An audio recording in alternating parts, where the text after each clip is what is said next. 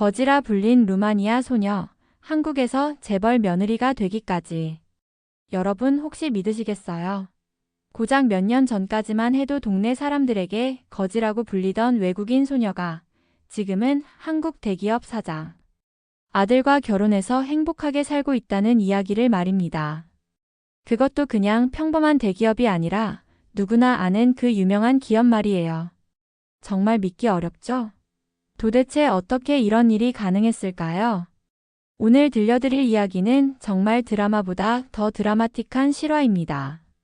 절망의 나락에서 시작해서 꿈같은 반전으로 끝나는 그야말로 현실판 신데렐라 스토리죠.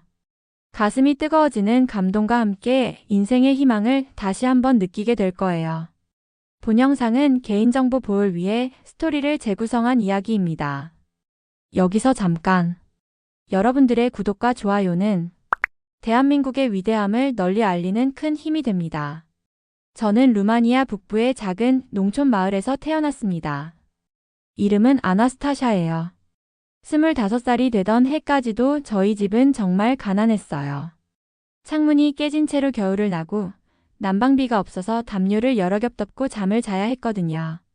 아버지는 제가 20살 때 심장마비로 갑자기 돌아가셨어요. 그날 저녁까지도 평상시와 다를 바 없이 저녁을 드시고 텔레비전을 보시다가 새벽에 갑자기 가슴을 움켜쥐며 쓰러지셨죠. 병원에 갈 돈도 없어서 마을보건소에 데려갔지만 이미 늦었습니다. 어머니는 그 충격으로 당뇨가 더 심해지셨어요. 매일 인슐린 주사를 맞아야 했는데 그 약값만 해도 저희에게는 엄청난 부담이었거든요. 하루는 어머니가 약값을 아끼려고 주사를 건너뛰시다가 의식을 잃고 쓰러지신 적도 있었어요. 그때 저는 정말 무너질 것 같았습니다. 대학도 2학년 때 중퇴했어요. 학비를 낼 돈이 없었거든요. 친구들은 모두 학교에 다니는데 저 혼자만 그만둬야 했을 때 정말 창피하고 절망스러웠습니다. 그래서 동네 작은 식당에서 아침 6시부터 밤 10시까지 일했어요. 설거지를 하다 보면 손이 갈라져서 피가 나곤 했죠. 특히 겨울에는 찬물 때문에 손가락 끝이 갈라져서 반창고를 붙이고 일해야 했어요. 서빙을 하다가 무거운 쟁반을 떨어뜨려서 사장한테 혼난 적도 많았고요. 하루 종일 일해도 겨우 어머니 약값과 최소한의 생활비만 벌 수 있었습니다. 가끔 저 자신이 너무 초라해 보여서 거울 보기도 싫었어요.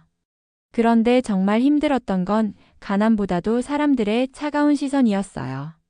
어릴 때부터 친하게 지냈던 마리아라는 친구가 있었는데 대학을 졸업하고 부카레스트에 있는 괜찮은 회사에 취직했거든요. 어느 날 마리아가 고향에 내려왔을 때 저를 만나자고 했어요. 반가운 마음에 만났는데 마리아는 완전히 다른 사람이 되어 있더라고요. 옷차림부터 말투까지 모든 게 달라져 있었어요. 카페에서 마리아가 저한테 한 말을 지금도 생생히 기억해요. 아나스타샤야, 솔직히 말할게. 너는 평생 이 마을을 못 벗어날 거야. 그냥 현실을 받아들이고 포기하는 게 어때?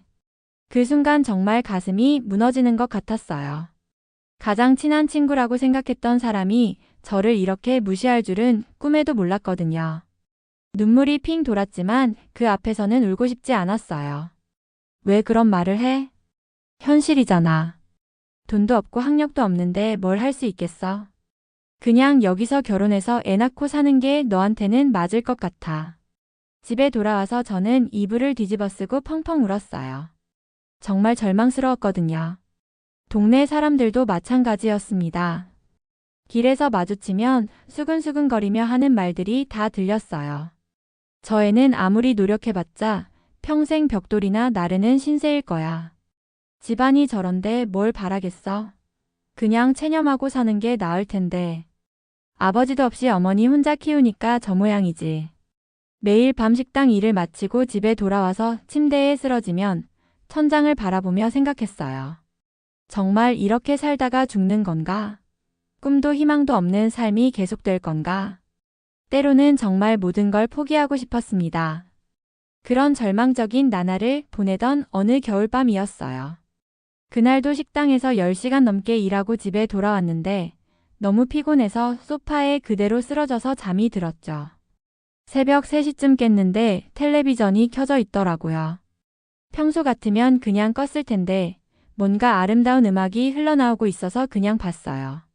화면에는 정말 아름다운 여자가 나와서 눈 내리는 곳을 걷고 있더라고요. 자막을 보니까 한국 드라마였어요.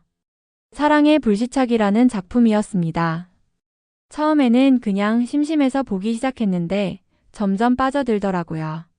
주인공이 어려운 상황에서도 포기하지 않고 용기를 내는 모습이 저한테는 너무 감동적이었거든요. 드라마 속 한국은 정말 다른 세상 같았어요. 거리는 깨끗하고 반짝반짝 빛나고 사람들은 서로를 배려하며 따뜻하게 대하고 뭔가 희망이 가득한 느낌이었거든요. 제가 살고 있는 이 회색빛 마을과는 정반대였어요. 그날 밤 저는 새벽까지 드라마를 봤어요. 잠도 안 왔고 뭔가 가슴이 뜨거워지는 느낌이었거든요. 오랜만에 느끼는 감정이었어요. 그 다음 날부터 한국 드라마를 찾아보기 시작했어요. 인터넷으로 하나씩 찾아서 보는데 볼 때마다 새로운 세상을 보는 것 같았습니다. 그리고 점점 한국이라는 나라에 대해 알고 싶어졌어요. 한국어를 배워보면 어떨까? 처음에는 그냥 호기심이었어요. 그런데 인터넷으로 한글을 배우기 시작하니까 신기하게도 재미있더라고요. 한글은 정말 신기한 문자였어요. 모양도 예쁘고 소리와 글자가 일치해서 배우기가 생각보다 어렵지 않았거든요. 그리고 저한테는 언어에 대한 특별한 감각이 있다는 걸 그때 처음 알았어요. 드라마 대사를 공책에 받아 적으면서 따라 말하기 시작했습니다. 처음에는 발음이 이상했지만 계속 연습하다 보니까 점점 한국어가 귀에 들어오기 시작했어요. 식당 일이 끝나고 집에 오면 밤늦게까지 한국어 공부를 했어요. 하루에 서너 시간씩 공부하다 보니까 손목이 아플 정도였죠. 어머니는 처음에 걱정하셨어요. 아나스타샤야, 그런 걸 배워서 뭐 하려고 그래? 차라리 그 시간에 쉬어라. 엄마, 저는 뭔가 느낌이 와요. 이게 제 인생을 바꿀 수 있을 것 같아요. 그래도 너무 무리하지는 마라. 몸이 먼저야. 하지만 저는 멈출 수가 없었어요. 처음으로 제 인생에 희망이라는 게 생긴 것 같았거든요. 매일 밤 한국어 공부를 하면서 상상했어요. 언젠가 정말 한국에 가서 살 수 있을까? 그런 꿈 같은 일이 정말 가능할까? 한국어 공부를 시작한 지 1년 정도 지났을 때였어요. 그날도 평상시처럼 페이스북을 보고 있는데 갑자기 한 광고가 눈에 들어왔습니다. 외국인 통번역 인턴 모집 마이너스 한국 글로벌 기업에서 함께 일할 인재를 찾습니다. 처음에는 믿기지 않았어요. 정말 이런 기회가 저한테 올 수 있을까 싶었거든요. 하지만 자세히 읽어보니까 진짜더라고요. 심장이 쿵쾅쿵쾅 뛰었어요. 손도 떨리고 온몸에 소름이 돋았습니다. 이게 정말 제가 그토록 기다리던 기회인가 싶었어요. 그런데 막상 지원서를 쓰려고 하니까 겁이 나더라고요. 과연 제가 될까? 저 같은 사람이 한국에 가서 일할 수 있을까? 수많은 의심과 두려움이 밀려왔어요. 하지만 포기할 수는 없었습니다. 이런 기회가 언제 또 올지 모르잖아요. 그래서 며칠 밤을 새워가며 정성껏 지원서를 작성했어요. 자기소개서를 쓸 때는 정말 간절한 마음을 담았습니다. 제가 왜 한국어를 배우게 됐는지, 한국에서 일하고 싶은 이유가 무엇인지, 제가 어떤 사람인지를 솔직하게 써내려갔어요. 지원서를 제출하고 나서는 매일매일이 기다림의 연속이었어요. 휴대폰을 볼 때마다 혹시 연락이 왔나 확인했고 밤에도 제대로 잠을 잘 수가 없었습니다. 2주 후에 드디어 연락이 왔어요. 1차 서류 심사에 합격했다는 내용이었습니다. 그때 저는 정말 펑펑 울었어요. 기쁨의 눈물이었죠. 면접은 화상으로 진행됐어요. 한국어로 자기소개를 하고 간단한 통역 테스트를 받았습니다. 너무 떨려서 목소리가 떨렸지만 그동안 열심히 공부한 실력을 보여드렸어요. 면접관분이 제 한국어 실력에 깜짝 놀라시더라고요. 정말 혼자 공부하신 거예요? 발음이 너무 좋은데요? 네, 드라마를 보면서 독학으로 배웠습니다. 정말 대단하네요. 언어에 재능이 있으신 것 같아요. 면접이 끝나고 또 일주일을 기다렸어요. 그 일주일이 정말 길게 느껴졌습니다. 그리고 드디어 그날이 왔어요. 합격 통보를 받았을 때 저는 정말 믿기지 않았습니다. 꿈인지 생시인지 구분이 안 될 정도였어요. 어머니한테 말씀드렸을 때 어머니도 처음에는 믿지 못하셨어요. 정말이야? 우리 딸이 한국에 간다고? 네, 엄마 정말이에요. 그때 어머니 눈에 눈물이 고이시는 걸 봤어요. 기쁨과 걱정이 섞인 복잡한 표정이셨죠. 마을 사람들도 처음에는 믿지 않았어요. 마리아한테 자랑하고 싶어서 전화했는데 마리아는 코웃음을 쳤어요. 아나스타샤야, 또 허풍 떠는 거 아니야? 너 같은 애가 한국에 간다고? 하지만 비행기표가 나왔을 때는 모두 입을 다물었습니다. 저도 그제서야 이게 현실이라는 걸 받아들일 수 있었어요. 인천공항에 도착했을 때의 그 느낌을 평생 잊을 수 없을 것 같아요. 비행기에서 내려서 공항 건물로 들어가는 순간 정말 신세계였거든요. 모든 게 깨끗하고 반짝반짝 빛나고 사람들은 친절하고 공항 직원들도 미소를 지으며 도와주고 드라마에서 봤던 그 모습 그대로였어요. 첫 한국 땅을 밟았을 때 저는 가슴속 깊이 다짐했습니다. 절대 이 기회를 놓치지 않겠다고, 정말 열심히 해서 성공하겠다고 말이에요. 회사에서 마련해준 숙소는 작은 원룸이었어요. 시설은 좀 낡았지만 저한테는 궁전 같았습니다. 처음으로 제 혼자만의 공간이 생긴 거거든요. 혜성식품이라는 회사는 생각보다 큰 기업이었어요. 글로벌 식품 사업을 하는 중견기업이었는데 직원들도 많고 사무실도 정말 깔끔했거든요. 첫 출근 날 저는 정말 떨렸어요. 한국 회사에서 일한다는 게 실감이 안 났거든요. 그런데 동료들이 생각보다 친절하게 대해줘서 조금씩 적응할 수 있었어요. 그리고 그때 운명적인 만남이 있었습니다. 한도윤이라는 분이었어요. 처음에는 그냥 회사 직원 중 한 명인 줄 알았는데 나중에 알고 보니 사장님의 아들이더라고요. 도윤 씨는 처음 만났을 때 저를 그냥 외국인 인턴 정도로 생각하는 것 같았어요. 인사도 형식적으로 하고 지나갔거든요. 안녕하세요. 새로운 아나스타샤 씨죠? 열심히 하세요. 그때는 좀 서운했어요. 다른 사람들은 관심을 갖고 이것저것 물어보는데 도윤 씨만 차가운 느낌이었거든요. 일을 시작한 지 한 달 정도 지났을 때였어요. 회사에서 루마니아 시장 진출을 검토한다는 소식을 들었습니다. 그런데 현지 정부가 부족해서 어려움을 겪고 있다고 하더라고요. 그때 저는 정말 용기를 내어 팀장님한테 말씀드렸습니다. 팀장님, 제가 루마니아 시장에 대해서 조사해서 보고서를 만들어 보면 어떨까요? 팀장님은 처음에 좀 의외라는 표정을 지으셨어요. 아나스타샤 씨가 직접요? 할 수 있을까요? 네, 제가 그곳에서 살았기 때문에 현지 상황을 잘 알고 있어요. 꼭 해보고 싶습니다. 팀장님이 허락해 주셔서 저는 정말 열심히 보고서를 만들었어요. 매일 밤 12시까지 회사에 남아서 자료를 조사하고 분석했습니다. 루마니아 소비자들이 어떤 음식을 좋아하는지, 어떤 가격대를 선호하는지, 어떤 마케팅이 효과적인지 하나하나 조사했어요. 제가 그곳에서 직접 살아봤기 때문에 할 수 있는 분석이었죠. 2주 뒤에 마케팅 본부 전체 회의에서 발표할 기회를 얻었습니다. 임원진들이 모두 참석하는 정말 중요한 회의였어요. 도윤 씨도 그 자리에 있었고요. 발표 전날 밤에는 정말 잠을 못 잤어요. 너무 떨려서 계속 발표 내용을 연습했거든요. 거울 앞에서 몇 번이고 연습하면서 완벽하게 준비했습니다. 발표 당일 회의실에 들어갔을 때 정말 떨렸어요. 임원분들이 모두 저를 바라보고 있으니까 다리가 후들후들했거든요. 하지만 발표를 시작하자마자 저는 자신감이 생겼어요. 제가 정말 열심히 준비한 내용이었거든요. 루마니아 소비자들은 전통적인 맛을 선호하지만 최근 젊은 층을 중심으로 새로운 맛에 대한 관심도 높아지고 있습니다. 발표 중간중간 임원분들이 고개를 끄덕이시는 모습을 보니까 더욱 자신감이 생겼어요. 특히 도윤 씨가 진지한 표정으로 제 발표를 듣고 있는 모습이 인상적이었어요. 발표가 끝나자 회의실이 조용해졌어요.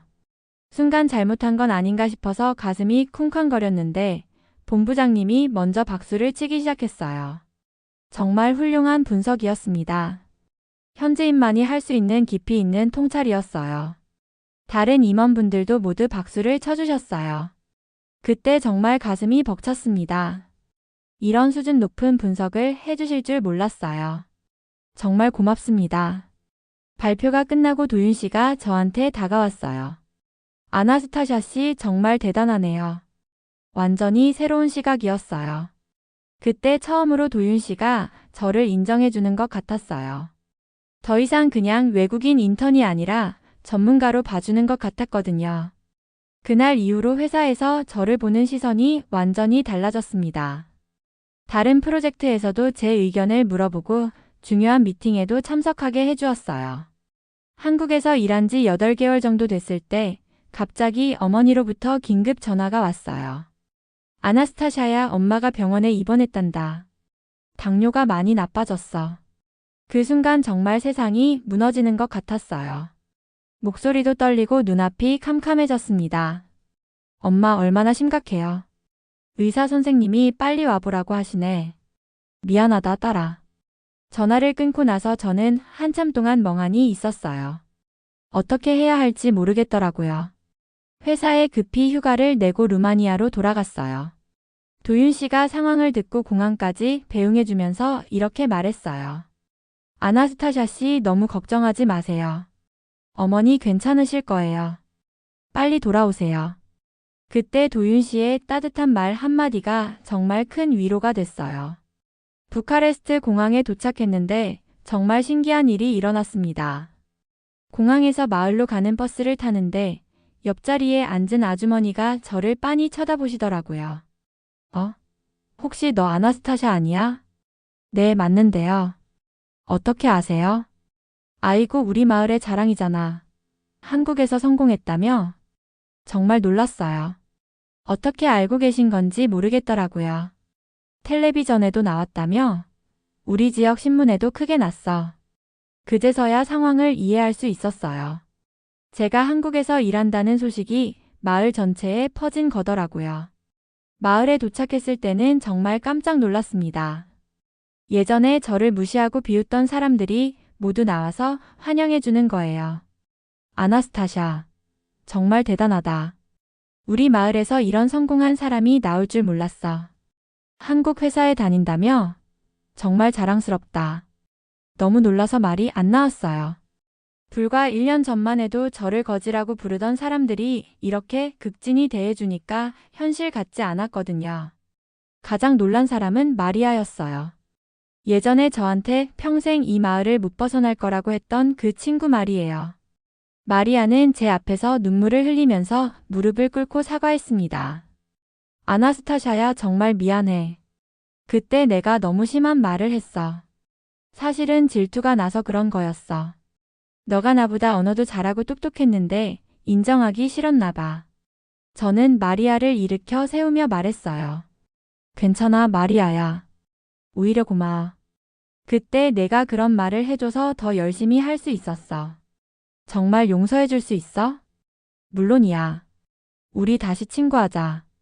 마리아와 화해하고 나니까 마음이 정말 후련했어요. 그리고 사람들의 변한 태도를 보면서 인생의 아이러니를 느꼈습니다. 병원에 가서 어머니를 뵈었을 때 어머니는 많이 야위셨지만 제 얼굴을 보시자마자 환하게 웃으셨어요. 내 딸이 이렇게 훌륭하게 자랐구나. 정말 자랑스럽다. 엄마 걱정 많이 하셨죠? 아니야, 너 때문에 오히려 힘이 났어. 우리 딸이 한국에서 성공했다는 생각만으로도 병이 나을 것 같더라. 어머니의 그 말씀을 들으니까 눈물이 핑 돌았어요. 정말 다행이라는 생각이 들었습니다. 어머니 상태가 안정되자 일주일 후 다시 한국으로 돌아왔어요. 인천공항에 도착했는데 깜짝 놀란 일이 있었어요. 도윤 씨가 마중 나와 있더라고요. 어머니는 괜찮으세요?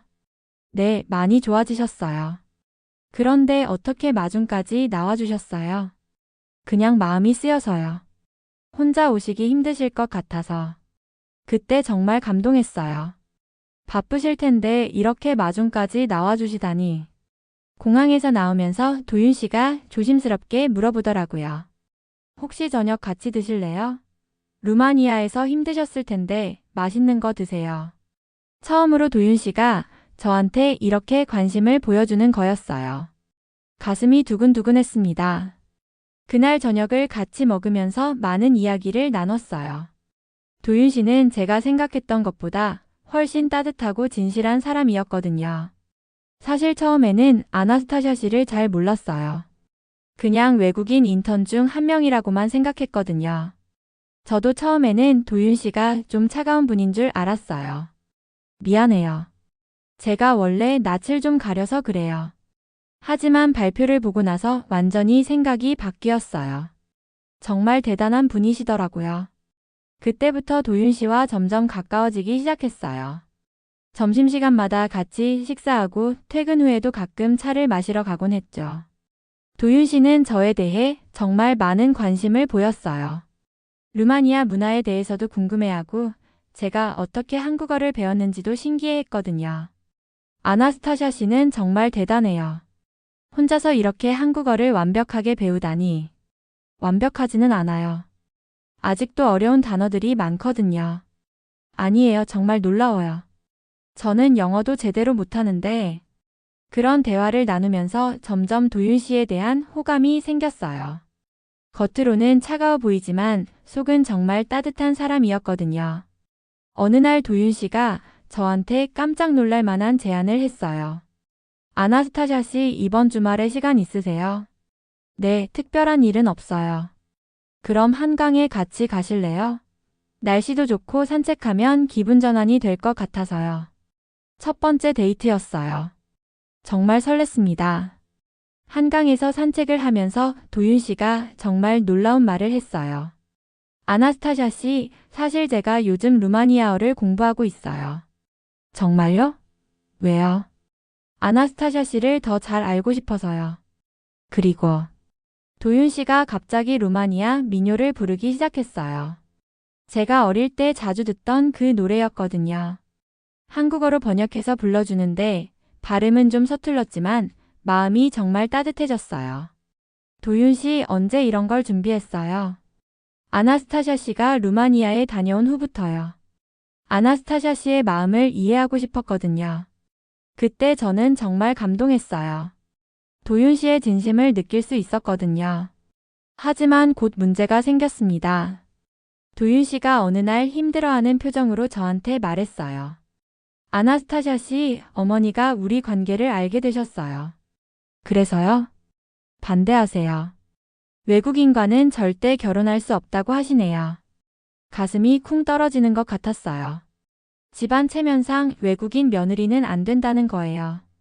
더군다나 가난한 집안 출신이라서 더욱 반대하신다고. 정말 속상했습니다. 하지만 동시에 도윤 씨 어머니 입장도 이해할 수 있었어요. 갑자기 아들이 외국인과 사귄다고 하니까 당황스러우셨을 거예요. 도윤 씨 어머니가 반대하시면 어떻게 해요? 저는 아나스타샤 씨와 함께하고 싶어요. 시간이 걸리더라도 어머니를 설득해 볼게요. 도윤 씨의 그 말이 정말 고마웠지만 한편으로는 걱정도 됐어요. 혹시 제 때문에 도윤 씨가 가족과 사이가 나빠지면 어떻게 하나 싶었거든요. 그런데 더 큰 문제가 생겼습니다. 루마니아에 계신 어머니의 건강이 다시 나빠진 거예요. 이번에는 정말 심각했어요. 의사 선생님이 전화로 말씀하시길 당뇨 합병증으로 신장까지 안 좋아지셨다고 하더라고요. 루마니아 의료시설로는 한계가 있습니다. 더 좋은 치료를 받으려면 선진국 병원에 가시는 게 좋겠어요. 그 말을 듣고 저는 정말 절망스러웠어요. 어떻게 해야 할지 모르겠더라고요. 그때 갑자기 한 가지 생각이 떠올랐어요. 어머니를 한국으로 모시는 거였어요. 한국의 의료기술은 세계적으로 유명하잖아요. 하지만 문제는 비용이었어요. 외국인이 한국에서 치료받으려면 엄청난 돈이 들거든요. 제가 모은 돈으로는 턱없이 부족했습니다. 고민하다가 도윤 씨한테 상황을 말했어요. 도윤 씨, 어머니가 정말 위험하세요. 한국으로 모시고 싶은데 비용이... 말을 다 하기도 전에 도윤 씨가 먼저 말했어요. 제가 도와드릴게요. 우리 병원에서 치료받으실 수 있도록 아버지한테 말씀드려 볼게요. 하지만 너무 큰 부탁인 것 같아서. 아나스타샤 씨, 사랑하는 사람의 가족이 아프신데 가만히 있을 수 없어요. 제가 할 수 있는 모든 걸 다 해드릴게요. 그때 정말 눈물이 났어요. 이렇게 따뜻한 사람을 만날 줄 몰랐거든요. 도윤 씨가 아버지한테 상황을 설명했더니 도윤 씨 아버지는 생각보다 이해심이 많으신 분이었어요. 효성이 지극한 딸이군요.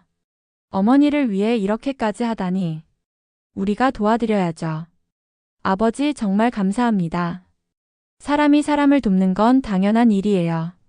더군다나 우리 회사 직원의 가족이잖아요. 그렇게 해서 어머니를 한국으로 모시게 됐어요. 공항에서 어머니를 뵈었을 때 많이 야위셨지만 그래도 의식은 또렷하셨어요. 아나스타샤야 미안하다. 너한테 짐만 되는구나. 엄마 무슨 말씀이세요? 제가 효도하는 거예요. 병원에 입원하신 후 한국의 의료진들이 정말 친절하고 전문적으로 치료해드렸어요. 어머니도 한국 의료 시스템에 깜짝 놀라셨어요. 이런 좋은 나라에서 우리 딸이 일하고 있구나. 정말 다행이다. 그리고 며칠 후에 놀라운 일이 일어났습니다. 도윤 씨 어머니가 병원에 어머니를 묻어놓으신 거예요. 처음에는 정말 어색했어요. 도윤 씨 어머니가 저를 반대하신다는 걸 알고 있었거든요. 하지만 어머니를 보시더니 도윤 씨 어머니의 표정이 완전히 달라지시더라고요. 어머님 많이 편찮으시죠? 걱정 많이 하셨을 텐데. 고맙습니다. 아드님이 저희를 많이 도와주고 계세요. 두 어머니가 이야기를 나누시는 모습을 보니까 정말 감동스러웠어요. 이렇게 효성스러운 딸을 두셨으니 정말 복이 많으시겠어요. 저도 딸이 있었으면 이런 딸을 갖고 싶었을 거예요. 도윤 씨 어머니가 제 어머니한테 하신 말씀이었어요. 그날 밤 도윤 씨가 저한테 말했어요. 어머니가 완전히 마음을 바꾸셨어요. 아나스타샤 씨를 정말 좋아하시게 됐다고 하시네요. 정말요? 네, 효심이 지극한 딸이라고 하시면서 이런 며느리를 둔다면 복 받을 거라고 하셨어요. 그때 정말 기뻤어요. 도윤 씨 어머니가 마음을 열어주셨다는 게 너무 고마웠거든요. 어머니 치료가 순조롭게 진행되면서 저와 도윤 씨의 관계도 더욱 깊어졌어요. 그리고 도윤 씨는 회사에 정말 획기적인 제안을 했습니다. 아버지, 우리 회사에 국제사업본부를 만들면 어떨까요? 앞으로 글로벌 시장이 더 중요해질 텐데 전문적으로 담당할 부서가 필요할 것 같아요. 도윤 씨 아버지도 정말 좋은 아이디어라고 하셨어요. 그렇지, 이제는 국제화 시대니까 그런 부서가 필요하겠어. 그런데 누가 맡을 건가? 아나스타샤 씨가 가장 적합하다고 생각해요. 언어 능력도 뛰어나고 국제적인 감각도 있으니까요. 정말 꿈같은 제안이었어요. 그리고 며칠 후 정식으로 국제사업본부장으로 임명받았습니다. 아나스타샤 씨, 앞으로 우리 회사의 글로벌 사업을 이끌어주세요. 정말 기대하고 있어요. 사장님이 직접 하신 말씀이었어요. 불과 2년 전만 해도 루마니아의 작은 식당에서 설거지를 하던 제가 이제는 한국 회사의 본부장이 된 거예요. 그리고 마침내 그 날이 왔어요. 한강공원에서 석양을 바라보며 산책하고 있을 때였어요. 도윤 씨가 갑자기 무릎을 꿇고 반지를 꺼내더라고요. 아나스타샤, 나와 결혼해주세요. 평생 당신을 사랑하고 지켜드릴게요.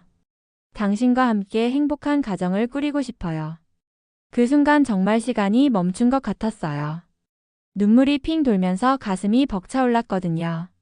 네, 도윤 씨. 저도 도윤 씨와 함께하고 싶어요. 그때의 기쁨을 말로 표현할 수가 없어요. 정말 꿈만 같았거든요. 결혼 준비는 정말 특별하게 했어요. 한국과 루마니아 두 나라의 전통을 모두 담은 결혼식을 계획했거든요. 결혼식 날 저는 한복과 루마니아 전통 드레스를 모두 입었어요. 오전에는 한복을 입고 한국 전통 예식을 하고 오후에는 루마니아 드레스를 입고 루마니아 전통 춤을 췄죠. 루마니아에서 어머니의 친구들과 마리아도 와줬어요. 한국의 동료들과 친구들도 모두 참석해서 축하해줬고요. 결혼식이 끝나고 사진과 영상을 SNS에 올렸는데 정말 화제가 됐어요. 한국 드라마를 보고 한국어를 배워서 한국에 와서 성공한 루마니아 여성. 현실판 신데렐라가 드디어 왕자님과 결혼. 국경을 넘나든 진정한 사랑. 이런 제목으로 한국과 루마니아 양국 언론에서 기사가 나왔어요. 심지어 국제뉴스에도 나왔더라고요. 지금 생각해봐도 정말 믿기지 않습니다. 몇 년 전까지만 해도 절망 속에서 하루하루를 버텨내던 제가 이렇게 행복한 삶을 살게 될 줄은 꿈에도 생각 못했거든요. 하지만 저는 분명히 알고 있어요. 이 모든 게 단순한 운이 아니라는 걸요. 포기하지 않고 계속 노력했기 때문에 가능한 일이었습니다. 한국어를 배우면서 밤잠을 줄였던 그 시간들, 회사에서 인정받기 위해 열심히 준비했던 발표들, 어머니를 위해 용기를 냈던 순간들. 그 모든 노력이 쌓여서 지금의 저를 만든 거예요. 지금도 저는 계속 노력하고 있습니다. 국제사업본부장으로서 더 많은 성과를 내기 위해서, 그리고 저처럼 꿈을 가진 외국인들이 한국에서 성공할 수 있도록 돕는 일도 하고 있어요. 제가 걸어온 이 길이 다른 사람들에게도 희망과 용기가 되었으면 좋겠어요. 여러분께 꼭 전하고 싶은 말이 있어요. 어떤 절망적인 상황에 있더라도 절대 포기하지 마세요. 저처럼 가난하고 모든 사람이 불가능하다고 했던 상황에서도 꿈을 포기하지 않고 끝까지 노력한다면 분명히 기회가 올 거예요.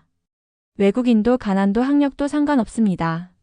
정말 중요한 건 포기하지 않는 마음과 진실한 노력이에요. 그리고 그 진심을 알아봐주는 사람들이 분명히 나타날 거예요. 지금 이 순간에도 어딘가에서 힘든 시간을 보내며 꿈을 키우고 있는 분들이 계실 거예요.